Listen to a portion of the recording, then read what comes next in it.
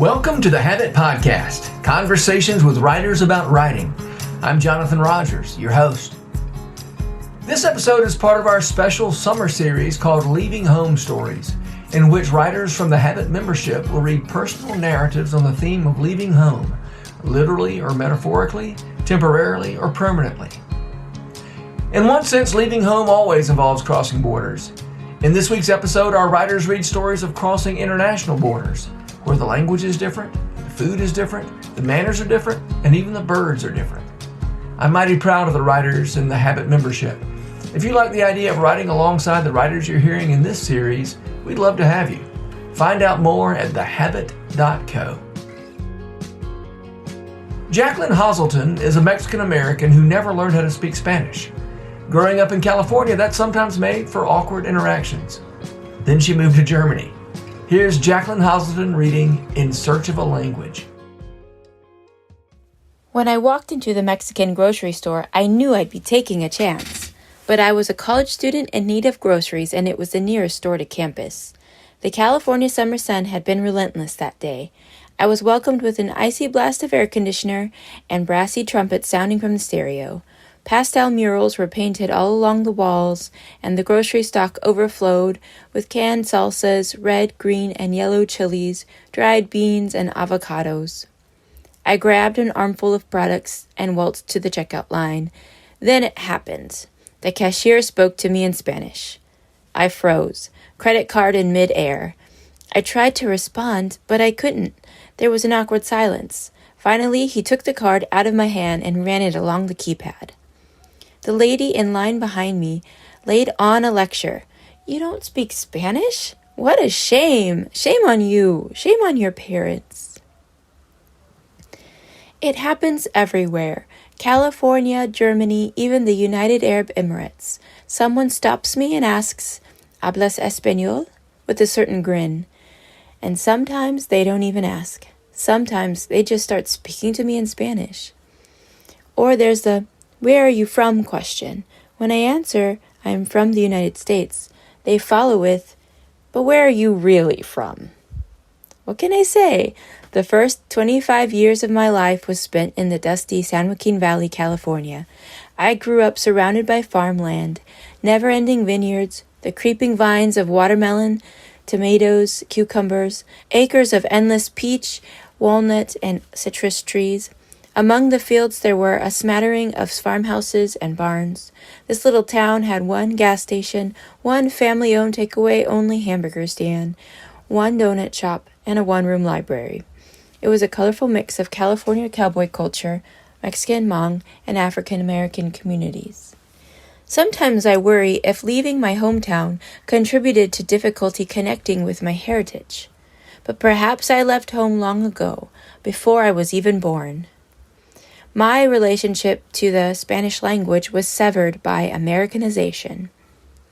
In the late 19th century to mid-20th century, it was typically against public school policy for kids to speak Spanish in the American West. Students who did were often corporally punished, humiliated, and even had their mouths washed out with soap. With the goal of Americanization, the idea was to break the child's ties to their mother tongue in order to learn correct English. Bilingualism was not considered an advantage. My maternal grandparents went to school in Arizona and Colorado. Their teachers punished them for speaking Spanish. They learned English, yet were able to keep Spanish at home. However, my grandparents refused to teach their own 3 children Spanish, placing the reason squarely on their school experience. They wanted my mother's English to be pure and unspoiled. This was the messaging they received, so they believed it. Years later, when my uncles took over the family farm, they taught themselves to speak Spanish in order to speak with the field workers. My mother, who did not take over the family farm, did not learn Spanish. Even though she married my Spanish-speaking father, their relationship took place in English, and this was the language we spoke at home. The Americanization movement to assimilate my grandparents towards an Anglo notion of America by breaking their linguistic ties to Mexico seems to have worked. They passed on English to their own children, who passed on English to me. In the years after 2020, during the American cultural, political, and social upheaval, my grandfather's instinct was to purchase and hang an American flag on the flagpole in his front yard. He was an American. He wanted everyone to know it. My grandma was always cooking. She welcomed with enthusiasm a ginormous hug and food. Walking into her home, the dining table was directly to the right of the front door. She would insist that you sit down and chat you up while cooking from the adjoining room. What do you want to eat? Chili verde, chorizo con huevos alongside a pile of corn tortillas? Or a hot dog sandwich? She could make anything taste good, even a hot dog sandwich, which must have been her own invention, because I have never known another person who has eaten a hot dog sandwich. A pinch of this, a pinch of that. This was how Grandma cooked. Occasionally, I joined her in the kitchen because she just made it look like so much fun. Whenever we were chopping onions or tomatoes together, this would happen. Okay, mija, I will be your Spanish teacher. Okay, Grandma. Repeat after me. Te quiero. Te quiero. Mucho. Mucho. Muy bien, mija. Then she would laugh, and I would laugh at her enthusiasm, her vivacity. We would continue cooking and chatting in English. I never called her abuela or abuelita. Those words sat strange on my tongue. She never insisted. She was Nana for the first 6 years of my life, and then Grandma. I vividly remember rejecting the Spanish words tío and tía from my vocabulary. In English, these mean uncle and aunt. This was how I was raised. Always greet your elders as soon as you walk into the house. During the big family get-togethers, which were often, approach each one in order of age and say, Hi, Grandma. Hi, Grandpa. Hi, Tío Kenny. Hi, Tia Rachel. Give each of them a hug. I did this until I didn't. One day, I must have been a teenager at this point. I just couldn't bring myself to say those Spanish words. I was never convinced I was pronouncing tía and tío correctly. But I couldn't translate this into English. It would be too obvious. So instead, I dropped my voice a register and quickly mumbled, Hi, Kenny. Hi, Rachel. What teenager addresses their uncles and aunts by their first name? I don't know if they thought I was rude. I don't even know if they noticed. No one ever mentioned a thing. But it seared at my conscience. I felt disrespectful. Yet I ignored it and didn't use those words again until I was a much older adult. My junior year of college, I left home with a dream in my mind and an aim in my heart to learn Italian. I also had a nagging curiosity to see the world. It did not, at the time, dawn on me that doing so meant quasi-rejecting the second language lingering at my fingertips. It wasn't that I didn't want to learn Spanish. I simply could not make that heritage language come out. I took 3 years of Spanish in high school and have heard the language around me since birth. Yet whenever I was expected to speak it, I would stumble and stutter, my tongue would grow thick and heavy. I felt like an imposter. So, subconsciously, I concluded that the antidote to the perpetual question, do you speak Spanish, could be satisfied by becoming obsessed with other languages. Italian, Russian, German, I've pursued them all. Foreign language felt like a secret code I needed to uncover. Nothing could stir my imagination more than listening to foreign dialogue on the sidewalk. I got half of what I wanted. Italy was a dream. There were accordions on the street, fashionable storefronts, old ruins, history buildings, sidewalk cafes, and couples walking along bridges. There was coffee and chocolate, pastries and pizza. What awaited me that semester was a 4-day school week and plenty of wanderlust. I also received 3 American roommates and a little bit of homesickness. Although I opted for the intensive Italian class, I did not exactly learn the language. It wasn't out of a lack of desire, but a lack of opportunity.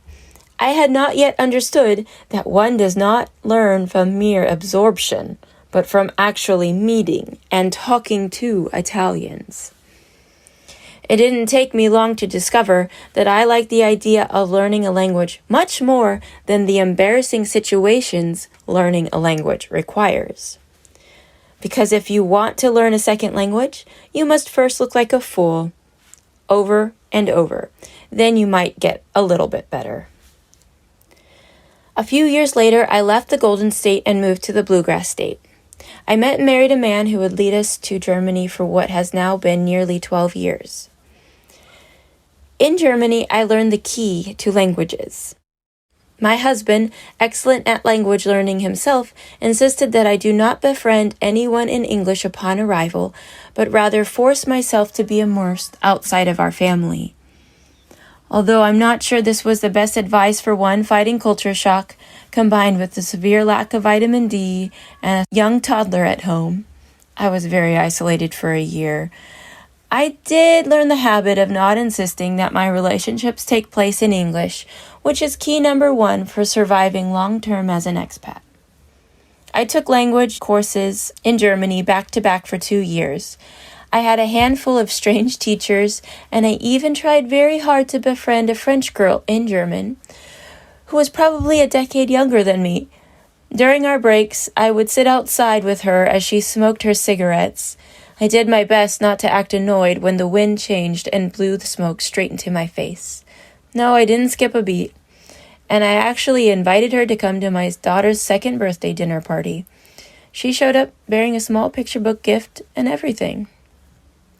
One time I joined an online writing group with an Italian living in Cambridge, a Brit, and an Austrian. We all wrote in English, and the Austrian was writing a historical fiction about a small town in Austria. I was midway through my German learning, and I remember reading her lovely dialogue and asking myself, is this really what German sounds like translated? Her dialogue was so normal. Is this really what people say in the language I'm trying to break the code for? Normal things? Appalling. These days, Europe is less romantic.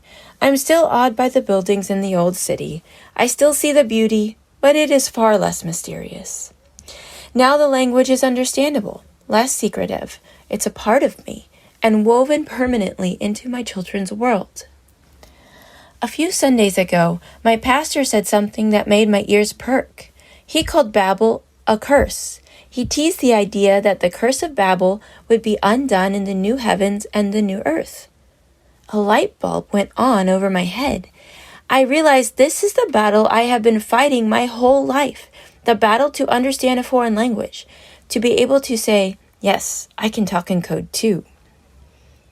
It is Babel's separation that impedes me. I want to get around it, tune my ears to understand that conversation in the coffee shop, in the grocery store, the one that passes me on the sidewalk. Can you imagine the curse of Babel being undone in heaven? What would it be like for the entire church throughout history to not have a language barrier? They say that culture is transmitted through language and food. I watch my brown hands hold the green and white onions under the sink faucet. The water washes off the flecks of dirt, and I pull back the outer layer to reveal a smooth underlayer. I break off the wilted tops and chop off the end roots. Onion spray splatters my face. I place the bunch on my bamboo cutting board and pick up the knife. I chop gently. Not because I don't know how to chop fast, but because I want to savor the moment. I think about the guests coming over in a few hours. I want to make this food with love. I consider the size of the chops. Shouldn't be too big. Even this topping, which is nobody's favorite, should be made with love. Then it hits me. I am doing the same thing. I am making the same movements, preparing the same dish, using the same ingredients my mother and her grandmother have used for generations. I am sharing my heritage, even from a world away. Jaclyn Hoselton, thank you so much for sharing your story with us. Thanks, Jonathan. Glad to. I was just telling you before we started recording, I'm putting your story in with a couple of other stories that are sort of about rootlessness. and I asked you how you felt about me describing your story as a story about rootlessness. Yeah. Feel about the story? How do you feel about me calling this a story about rootlessness? Because in some ways, it's also about your roots. Yeah. It is about my roots, and it's about my struggle trying to figure out how I fit into my roots because I never Mhm. really quite felt like I fit into the Mexican community, but definitely also not the Mexican American community. Mhm. The language had a large part to do with that. And so it had been my struggle, and I was trying to figure out how to write this for a couple of years now, and I tried it in various forms with I tried to write a short story about it. I tried different articles, um, and then it turned out to be this piece Uh-huh. that I was finally able to find a satisfying ending with it. Can you say more about why it didn't work as a short story? Mm. Part of why it didn't work as a short story was because I didn't find the satisfying ending yet. I couldn't find the conclusion Mhm. to what this protagonist's journey would be. So it actually just took me some time to figure it out. And I went on a bit of a journey discovering that heritage language struggles were common. And it was through like some NPR podcasts that I'd listened to, and I discovered there's actually some kind of blocks sometimes for some people in learning their heritage language because it's already expected of them, Uh-huh.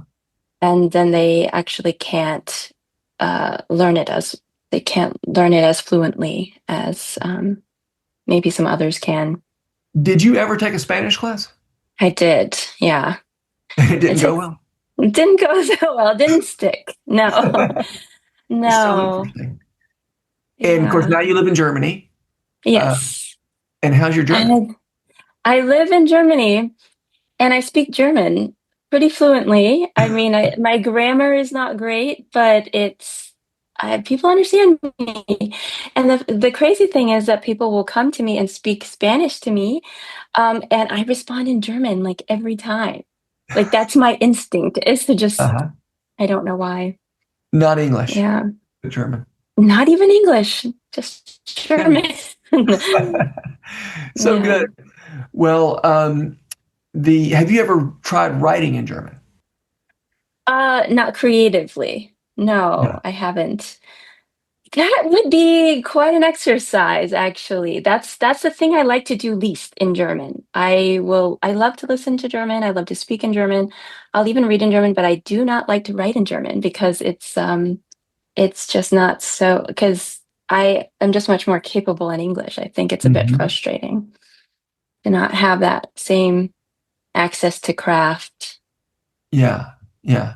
Okay. Last question. How has your experience with languages, both your success in learning German and your failure in learning Spanish, shaped the way you do the work in English or the way you think about your creative process?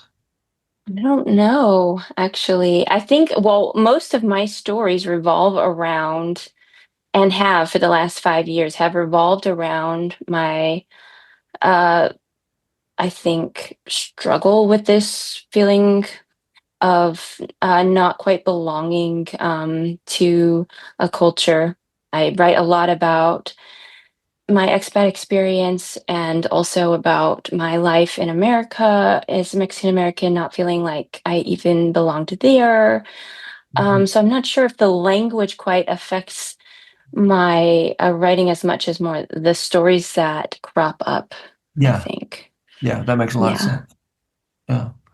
Well, Jaclyn, again, thank you so much. I love this story, and uh, I'm always interested in sort of small town California. That's always interesting to me, and Yeah. I like it when you write about that, and I like it Mhm. when you write about Germany too. So thank you, and keep at it. Thanks, Jonathan. Kate Pocklington is an Aussie who spent several years in India. She's back in Australia, but she very much misses the colors, the tastes, and the people of India. In Of Love, Loss, and a Little Bit of Spice, Kate tells the story of a long goodbye in the form of letters to a friend. Of Love and Loss and a Little Bit of Spice by Kate Pocklington. Oh, my dear friend, I have loved our letters over the years, the to and fro of them, the shared snapshots. In this, my final letter to you while I call India home, I thought I would lay out a charcuterie board of stories, picking up and putting down my pen over this next month, sharing from moments throughout the day. Most days, I hope, but you know me. I want to mark my love and loss of this people, this nation with you, and have someone witness my gratitude. So this, my sister friend, is day 1. In 4 weeks' time, I'll be exiting this land of spice and colour. It's hard to believe that almost 8 years have sailed past like moving clouds in a cerulean sky, but they have. Oh, how I'll miss the early morning call of the vegetable wallahs as they sing their arrival each morning. With carts laden with fresh, bright vegetables, they circle our area, each one reciting what he is selling in a long stream of words. Aloo, piyaz, gajar, tamatar. His voice travels far, beckoning us to come and buy. I don't think I've shared this with you before, but it's just delightful. One morning last year, a sing-song voice floated through my open window. It was so deeply evocative of that scene from My Fair Lady when the sellers break into song and dance outside of Captain Higgins' home. The voice was sweet, tender, drawing me to my bedroom window. Pressing my face against the safety bars, I was surprised to see that it was only, a man selling vegetables. I expected him to click his heels at any moment. Ah, Imago Dei, the image of God. I see it in him.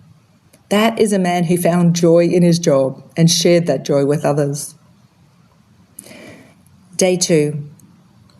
This is a land of sensory overload, but the images are so unique. I need to burn them on my retinas so I don't lose them. I spotted the peahen and her chick again this morning.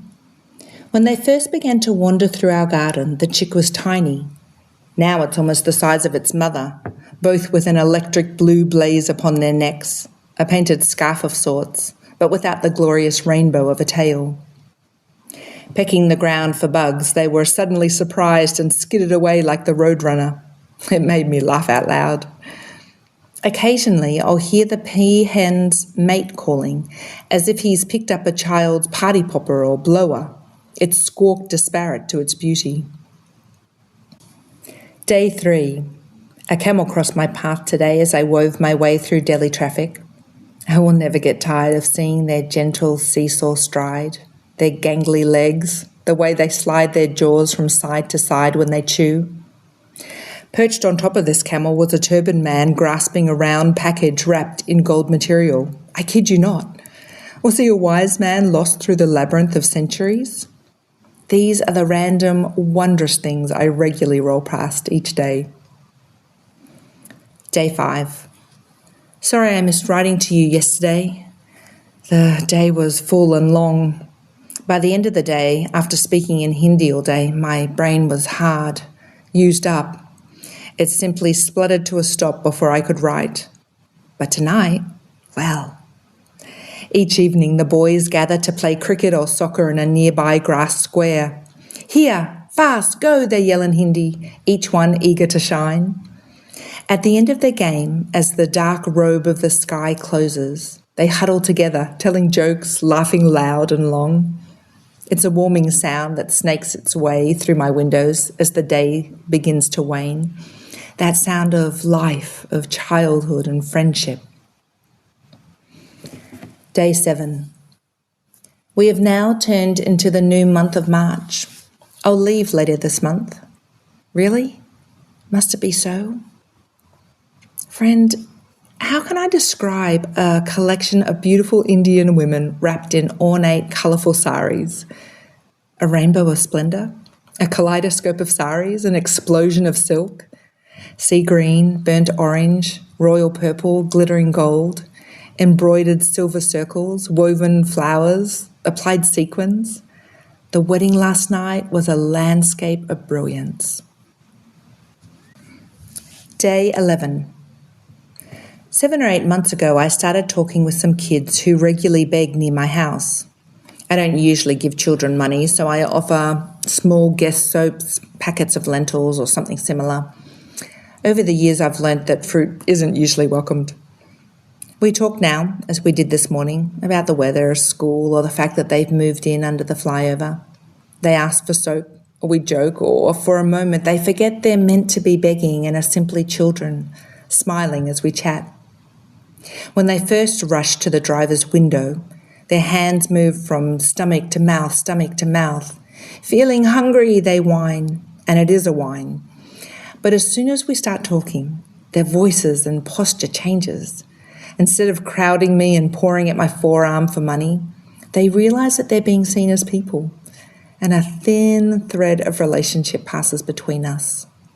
These precious kids are knitted together in Imago Dei. Day 13. Ralesh, my much-loved house helper, is teaching me how to make my favourite Indian dishes. She does it with such ease, leg bent, hand on hip, softly teaching me to add this amount of turmeric or red chilli or coriander while I frantically write down the exact amounts. Didi, she laughs as the yellow powder settles. Like this. Khushbu aata hai, I say, as the onions sizzle and my mouth begins to water. A good smell is coming. Her back is rounded from problems with her hip, but her heart has been refined after years of rising at 5 a.m. to pray before starting her workday. I trust her completely and will miss this woman like a hole in my gut. Day 18. I'm reminded daily of how ancient this city is. The 7 skins of Delhi, city built over city, spanning thousands of years. Driving into the back parking area of my apartment block, I emerge from my car, my eyes falling on the now familiar dome beside the Bijay Mandal Palace, arguably dating back to the mid-1300s. It's like that all over the city. I can walk out of a cafe or a great bookstore full of the latest releases, turn the corner, and there is an ancient ruin, a mark of the rich heritage this country holds, where the ancient and modern merge seamlessly. Day 22. I move out of my apartment today. Of all my homes, I've lived here the second longest, and that only by 6 months. No more daily pumping water. No more garbage man coming to the door. No more gentle old chowkidar who checks that the road is clear as I drive out of the gate. No more all-night wedding parties in the nearby vacant lot. No more mango shakes and momos across the way. No more being known simply because I'm the only foreigner in this area. No more living in a village within a city. No more. Day 26. Today was my last slum visit. As Nirmala led us through a labyrinth of gullies, we made our way to the room where the literacy program has been held for years, facing Riddhi's tiny home. Bent over her hand washing, her frame filled the front half of the room, the single bed, her backdrop. Her smile broke out like the sun, and we joked about her coming with me. I'll miss her beauty and resolve, her capacity to survive, to lead, to shine despite her circumstances. And she is one of many. Oh, the love and loss of these women, this community of people real and raw who are woven into my life, a thread which I anticipate will loosen over time. Day 27. It's true, I love seeing monkeys and camels, but elephants are by far my favourite. Each time I spot one, it's as if it's my first time. I want to slam on the brakes, jump out of the car, dance around or hug its flowing trunk. I want to whisper something in its ear, enjoy the swirl of colour painted around its wise eye, or stand back and watch its sturdy lope. Instead, I slow the car and soak in all that I possibly can. Day 28. Can it be? I write this from the plane, now soaring away from a people and a place I have called mine for a time. Farewell, strange and wonderful land. You have been a fascinating home for these past years. How will I cope without this exotic chaos being the norm?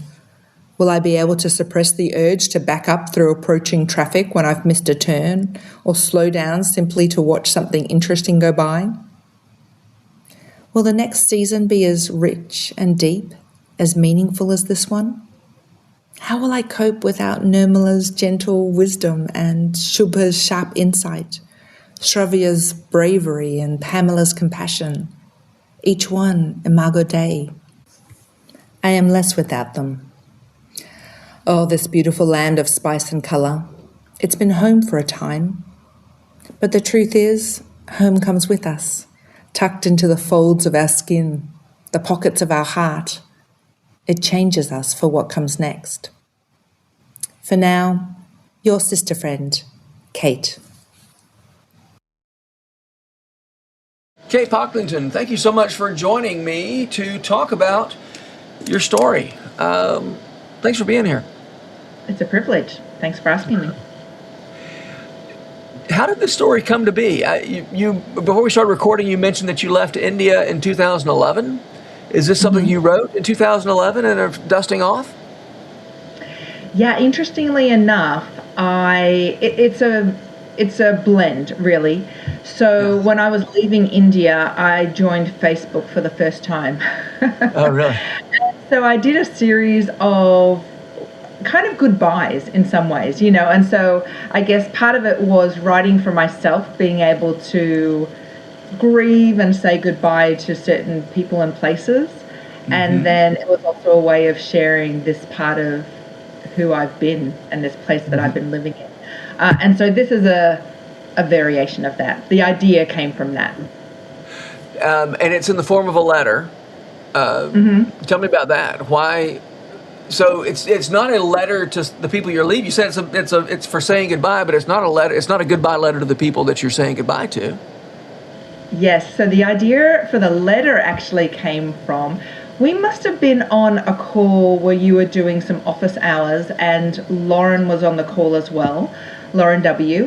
And so we spent some time together as kids in the Philippines. And she mentioned how she had read a book about India and fallen in love with it, but wasn't sure if she ever wanted to visit. So I thought, what if I write a letter to someone like her and try and help her fall in love with this country that I love so much. So that's kind of where that came from. I love it. I don't know if she knows that yet. I haven't shared that with her. Well, I love hearing that. Lauren Warnamende. So fun. Well, you made me fall in love with it. I love the sensory images. I mean, India is so famously a place of sensory extravaganza, right? And you have really gone a long way in capturing that. Well, it is one of those places that people tend to either love or hate. You have quite an extreme response to, it seems. But yeah, you're right. It's a place that you step out of your front door and immediately you're on sensory overload. And that comes with the good and the challenging.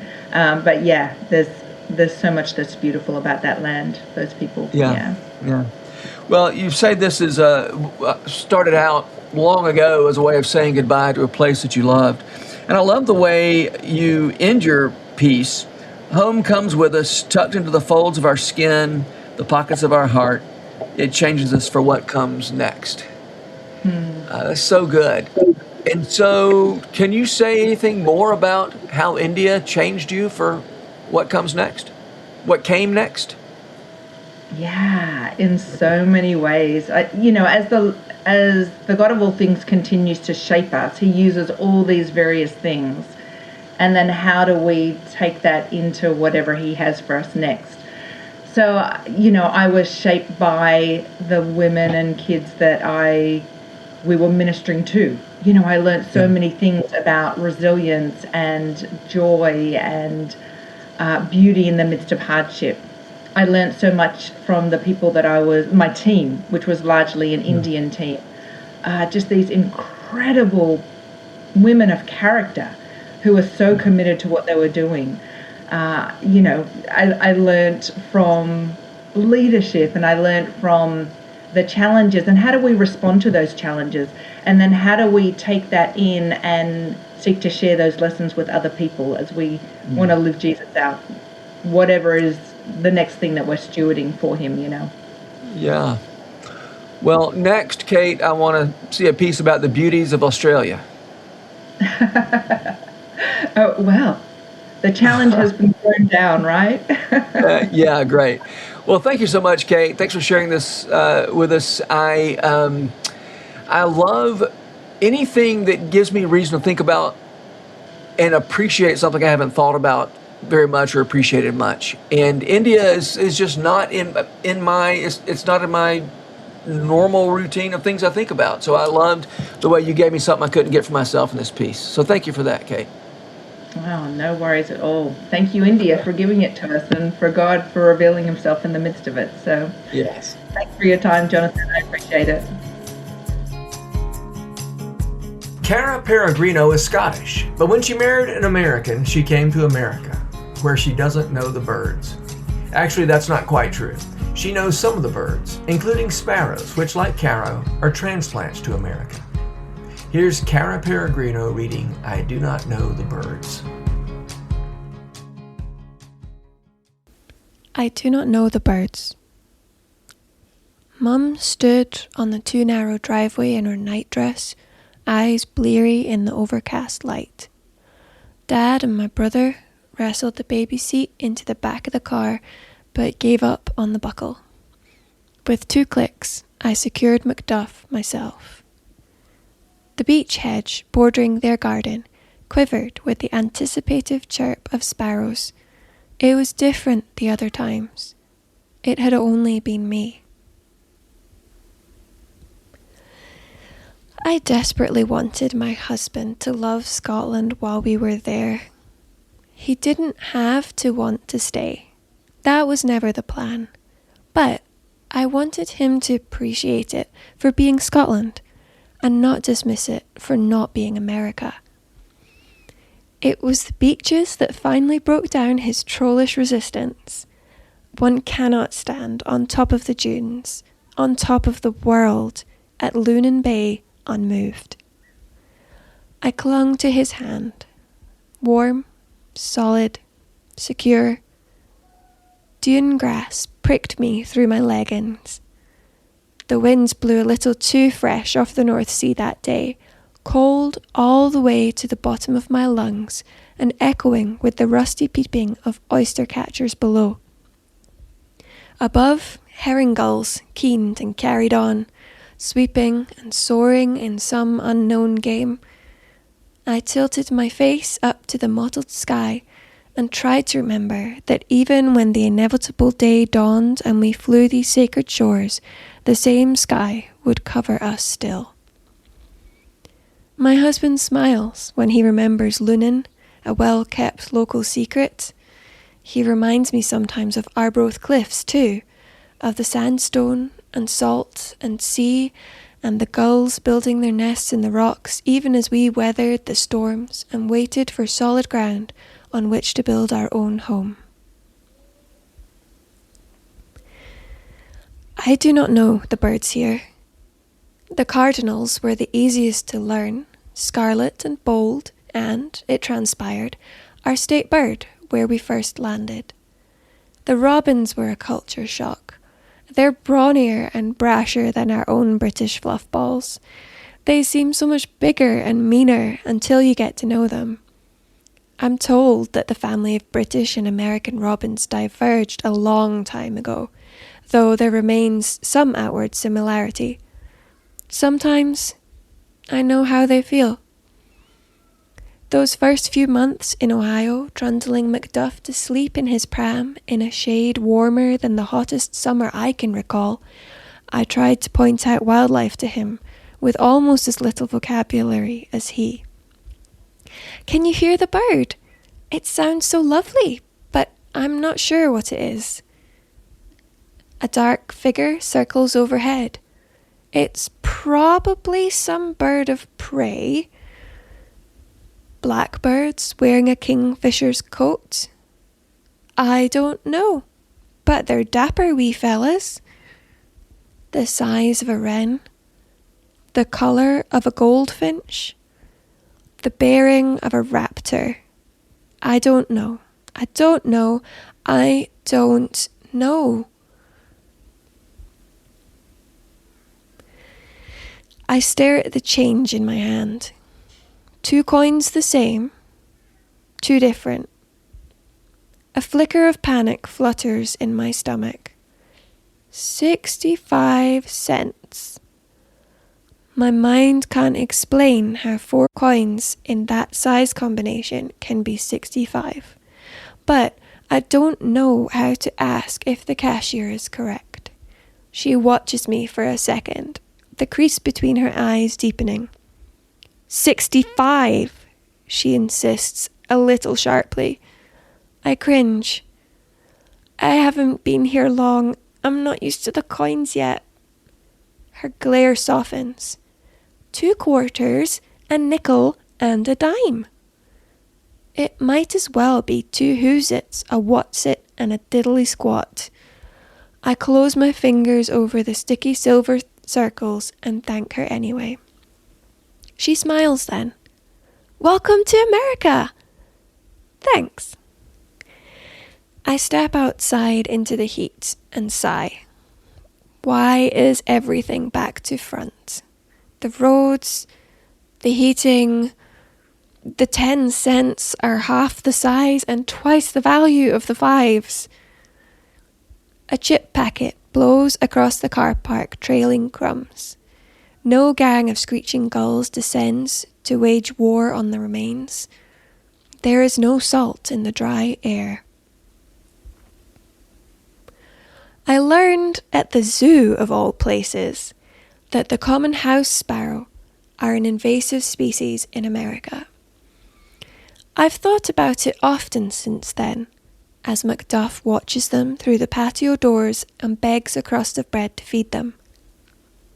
He knows them, and the cardinals, and Wawoo the robin, named after his beloved fire trucks. He's little still, but I am learning the best I can so that I can teach him the way my parents taught me. I can start with the sparrows, since they know me best.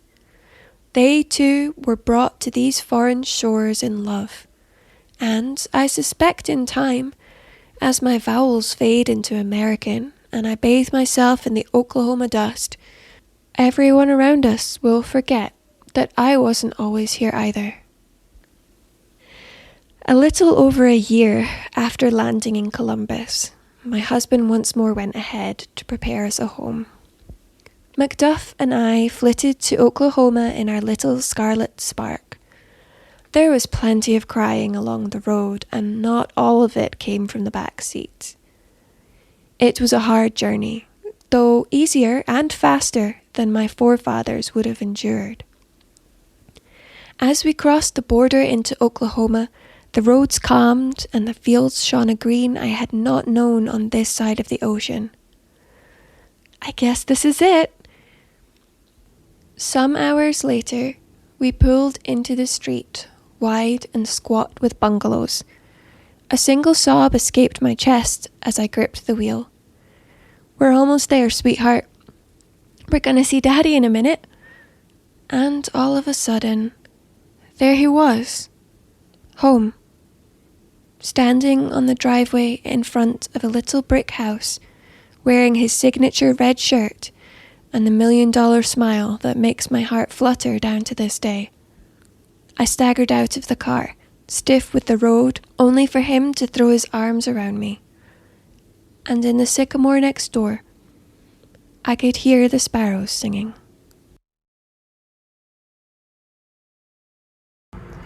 Hey friends, before we get into the interview with Cara, I have to explain something.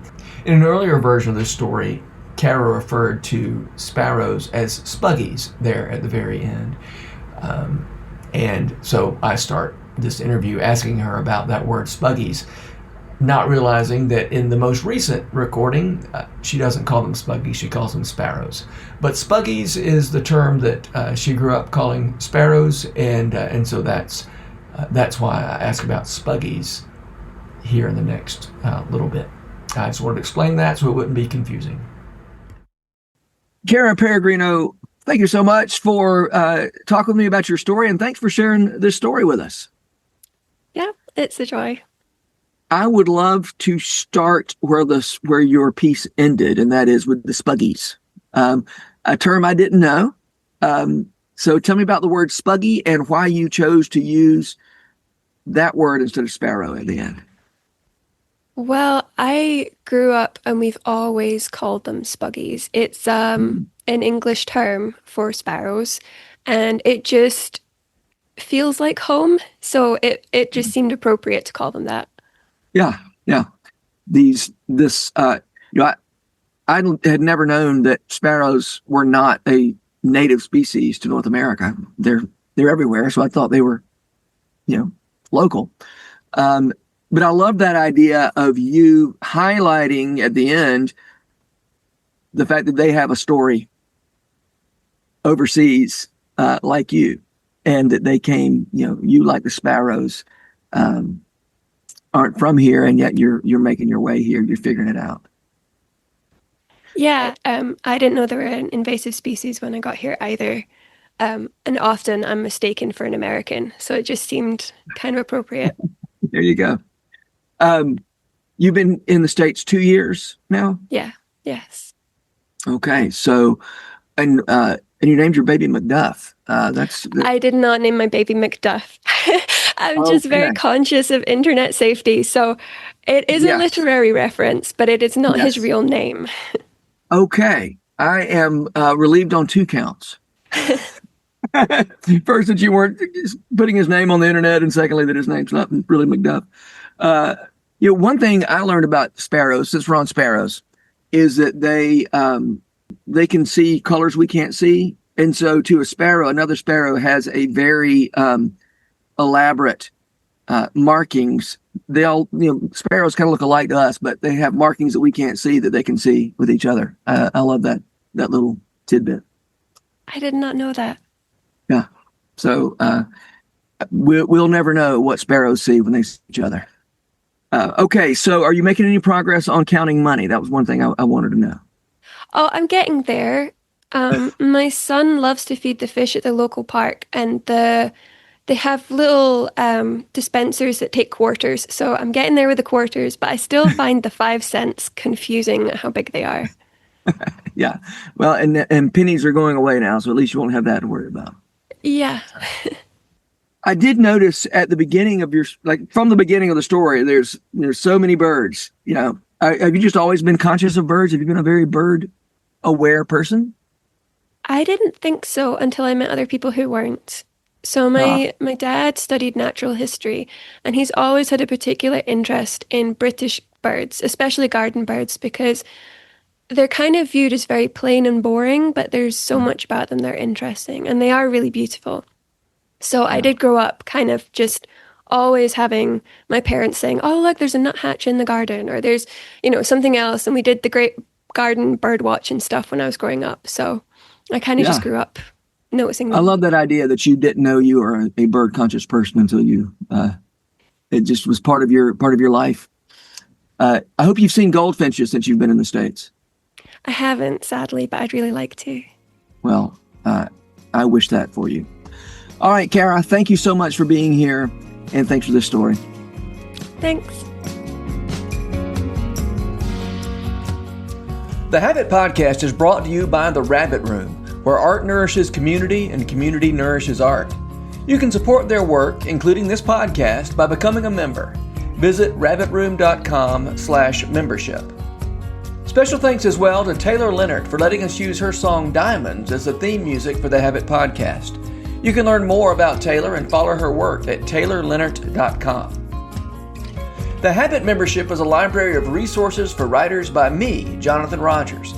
More importantly, The Habit is a hub of community where like-minded writers gather to discuss their work and give each other a little more courage. Find out more at thehabit.co.